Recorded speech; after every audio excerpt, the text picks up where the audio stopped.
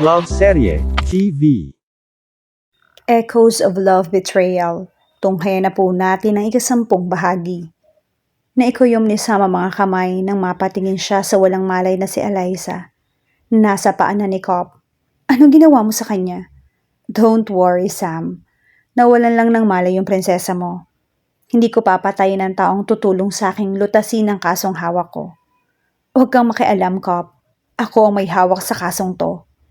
Tumawa ito ng pagak. Are you forgetting something here? Between the two of us, I have every right to claim my mission since I'm still working on Hyde. Hindi tulad mo at na tinapon ang lahat dahil sa pagkamatay ng partner mo. Alam mong hindi tayo pumapatay sa makasariling motibo. At ang paghihiganti ay isang elemento na bunga ng emosyon mo, Sam. At yun ay isang pakiramdam na hindi tayo pwedeng magkaroon. So sinasabi mo na si the old man had no choice but to spill it. I was looking forward to the big probability that my assignment will be execution of an ex-assassin. Unfortunately, mukhang walang balak ang lifter na i-terminate ang paborito niyang tauhan. Kahit na tumiwalag na yon sa samahan. Pero hindi masamang subukan kung yung abilidad mo, Sam. Anong kailangan mo kay Eliza? Pasimple niyang kinapa mula sa kanyang tagiliran ang baril. Alam niyang hindi biro kung mapapasabak siya ng laban sa isang frontliner ng Hyde. Ang malala, isa si Cobb sa pinakamagaling. Her mental capability. Itinuro nito ang sariling sentido. Naningkit ang kanyang mga mata. Ordinaryong babae lang si Eliza. Huwag mong subukang galawin niya yung hibla ng buhok niya. Kung ayaw mong matapos dito ang buhay mo, Cobb. Kumislap ang itim na mga mata nito. Kasabay ng paghugot ni Cop ng sandata ay ang pagtakbo nito palapit sa kanya. Sumugo din si Sam.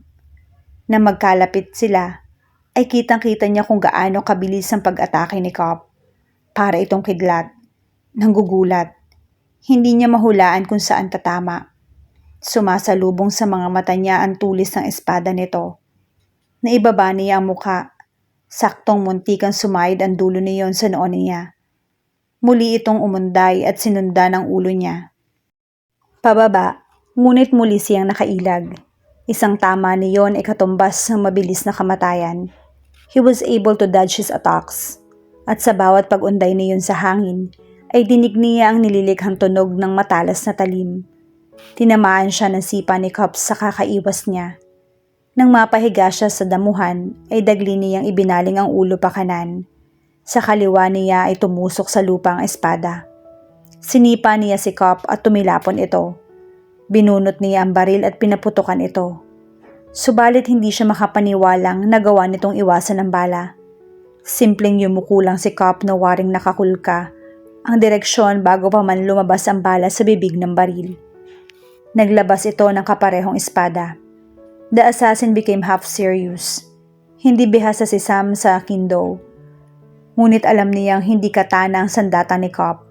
Isa iyong kogatana, mas maikli kaysa sa katana na sumisimbolo sa Meiji era at Jowa period. Ang sandatang iyon ay karaniwang maigsi ang talim na ginagamit ng mga samurai sa Japan sa makalumang panahon, specifically by ninjas. Natural na may kaparehas ang espada. Tanto kung tawagin ito dahil sa naiibang disenyo ng hawakan. Ginagamit na pansangga at ginagamit din sa pag-atake. Nahihinuha na niyang mas mapanganib ang switchblade niyon sa orihinal dahil naglalabas iyon ng kuryente at si Nitro lamang ang responsable sa pag-upgrade niyon. I should commend you, Sam, for making me serious as hell. Maglalaban ulit tayo sa susunod na magkita tayo sa impyerno. Maliksing sumugod ito. Inihanda niya na paputukin muli ang baril na hawak. Subalit bago pa mangyari yon, ay naputol na ang dulo ng baril laban sa talim ng sandata ni Cop. Mas bumilis ng doble ang pag-atake nito. Napaigik siya ng mahagip ng talim ng sandata ni Cop ang ginawa niyang pag-ikot. Nadali ang sugat niya sa balikat na dinaplisan ng bala kani-kanina lang. Mariing kinagat niya ang ibabang labi.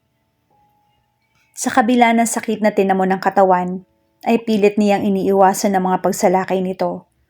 Nang mabasa niya ang rhythm ni Cop ay binigwasan niya ito ng gawing populsuhan. Nabitiwan nito ang isang espada. The sword swiveled in the air. Nahigit ni Sam ang hininga nang masundan niya ang direksyong tinatahak ng sandata. Papunta iyon kay Eliza. Muntik na itong mahagip nang tumusok sa bandang ulunan ng dalaga ang espada. He was so relieved that his focus on fighting his opponent broke. You are easily distracted by unnecessary things. You are in fact in trouble, Sam. Or should I call you Dan? Napangiwi siya nang tamaan siya ng siko nito sa sikmura. Shut up. Automatic kong tumaas sa mga kamay niya kasabay ng hagupit ng kugatan na tanto na hawak nito. Wala nang oras pa para umilag siya. Sinangga niya ang talim ng makalapat iyon sa mga palad. Damn it. Hindi lang mabilis si Cop. Masyado rin itong malakas. Dumaloy ang dugo mula sa kanyang braso na nagmula sa kamay niyang nasugatan. Matalim ang switchable blade. Pigil-pigil iyon ng mga palad niya at kung iaalis niya ang konsentrasyon doon, ay siguradong mamamatay siya. Sabihin mo, Sam, natuto ka na bang magpahalaga sa buhay ng iba? Si Eliza, mukhang napaka-importante niya para sa'yo. Wala akong pakialam sa sarili mong opinion, Cop. Importante man siya sa akin o hindi, I'll dumb kill you if you touch her. Pumalatak ito. So you're really doing well in your role as her bodyguard. Nagulat talaga ako nang malaman ko sa investigasyon na ginawa mo estilo ng pagpasok sa mansyon ng mga Leviste. A bodyguard? Taliwas sa kung ano ka talaga. Hindi natin gaano kilala ang isa't isa pero para sa isang assassin na makaramdam ng personal attachment sa gitna ng misyon, hinuhukay mo ang sarili mong libingan, Sam. Tumalim ang mga mata nito. Nakaramdam si Sam ng pagdaloy ng kuryente sa sandata nito. Nagtagi sa mga bagang niya. Sobrang taas ng pressure niyon at pataas ng pataas ang voltahe ng kuryente. Kahit sanay ang katawan niya, dahil sa mga pinagdaan ng torture practice pagdating sa pagkukuryente, ay iba pa rin kapag nasa aktwal siyang laban. Tapusin na natin to. Umigkas ang tuhod nito nasa baba niya. Tumilapon siya at sumadsad sa lupa. Nang muli itong sumalakay, ay agad siyang hinugot sa baywang ang smoke bomb. Tumingin siya sa direksyon ng walang malay na si Eliza. Kung mamamatay siya doon sa kamay ng dating kasamahan, hindi niya alam kung ano ang kahihinatnan ng dalaga. Napapaligiran ito ng mga taong puno ng motibo. Hindi niya alam ang detalye dahil pinili niyang hindi alamin. Sapagkat alam niyang kung malalaman niyang mas malalim ang mga rason kung bakit nalalagay sa alanganin ang buhay nito, ay hindi siya mapapanatag kailanman. Magbubukas ang isang parte ng buhay niyang matagal niyang ininigurura. Matagal na siya nagpasya na baliwalain ang iba pang maging frontliner siya. Pero kung mamamatay si Eliza dahil sa sariling issue niya, tiyak na pagsisisihan niya iyon sa lahat na naging desisyon niya sa buhay. Maikli ang buhay, Sam, pero nasa mga kamay natin kung paano tayo mabubuhay. Naaalala niya mga katagang iyon na sinabi ni Ama. Mahigpit na nahawakan niya ang smoke bomb. Wala siyang choice kundi gamitin iyon laban kay Cop. Kailangan pa niyang mabuhay. Marami pa siyang dapat gawin. At isa pa ay nalaman niyang nasa panganib ang buhay ng kaisa-isang anak ng partner niya. Kailangan niyang hanapin si Leigh para hindi masayang ang naging dahilan ng pagkamatay ni Ama. Kailangan niyang iligtas si Eliza kahit iyon pa ang huling bagay na magagawa niya. Buong lakas na inihagis ni Sam ang smoke bomb sa tumatakbong si Cop. Huli na nang matukoy nito ang plano niya. Sumabog mismo iyon sa harap nito. Napuno ng usok ang bahaging iyon ng talahiban. Huminga siya ng malalim. Sobrang napasa po sa labang pinagdaanan. Subalit hindi pa man siya lubusang napapahinga, ay naramdaman niya ang mabilis at pamilyar na kilos na nagmumulang usok. Pumitik si Cap sa ere papunta sa kanyang direksyon. Shit, mukhang hindi niya ito napuruhan. Agad niyang dinukot ang spare gun at itinutok sa harap. Freeze! Sabay nilang sigaw. Ngumiti ang pawis sa gilid ng mukha ni Sam nang maramdamang sumaid ang talim ng espada sa kanyang leeg.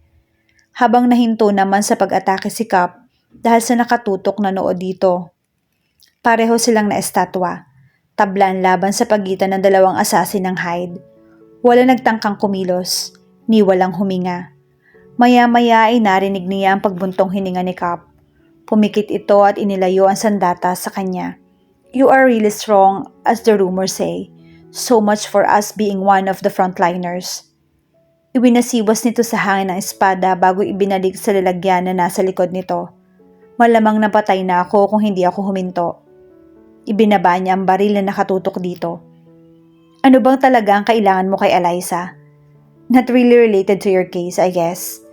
At kung talagang gusto mong malaman, bumalik ka sa Hyde. Tumingin si Cap sa kanya.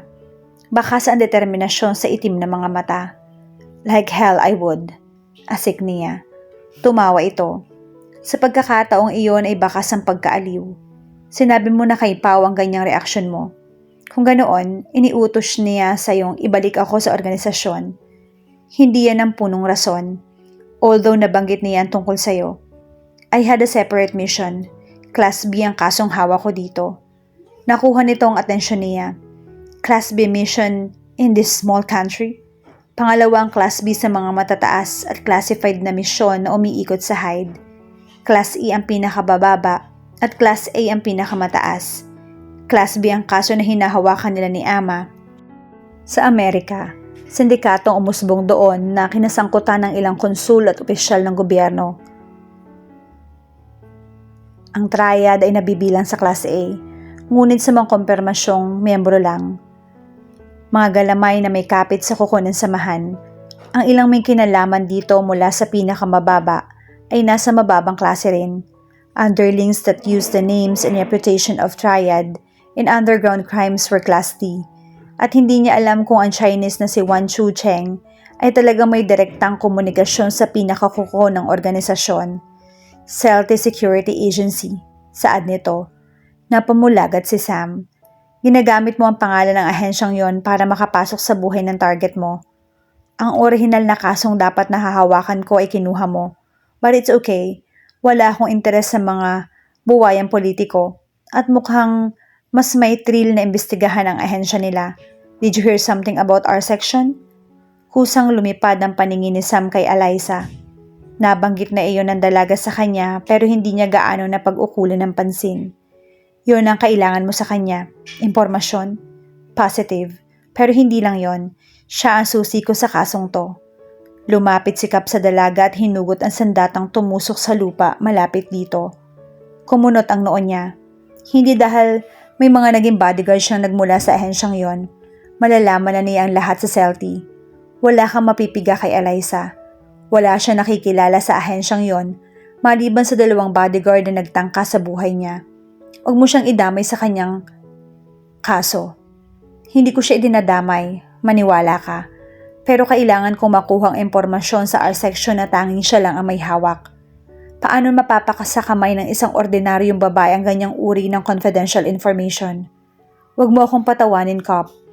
Ito ang marahang tumawa. Too naive, aren't you, Sam? Isinilid nitong muli sa lalagyan ng espada. There's nothing ordinary about the girl. Tila yata kulang ka sa resources magmula ng bawian ng buhay yung strategist mong si Ama. O malamang dahil sa ibang misyon na katuon yung pansin mo. Here I am working so hard to find the likes of her while you, on the other hand, didn't even make an effort and yet you accidentally fall into a colliery of gold. Nakakainggit ang swerte mo. Ano ibig mong sabihin? Tumayo si Sam at lumapit kay Cap. Bakit mo naman sasabihin? Hindi ka ni isa sa amin. Find it on your own. Pero kukunin ko pa rin sa kanya yung kailangan ko. Sa ibang pagkakataon. Tumalikod ito at naglakad palayo. Ngunit huminto si Cap nang may ilang dipa na lang ang layo sa kanya. We'll continue our fight some other time. Paghandaan mong mamatay sa susunod. Pagkasabi niyon ay nagpatuloy na ito sa paglayo hanggang sa maglaho na sa paningin niya. Ibinagsak ni Sam ang sarili sa damuhan para sandaling mamahinga. That was close.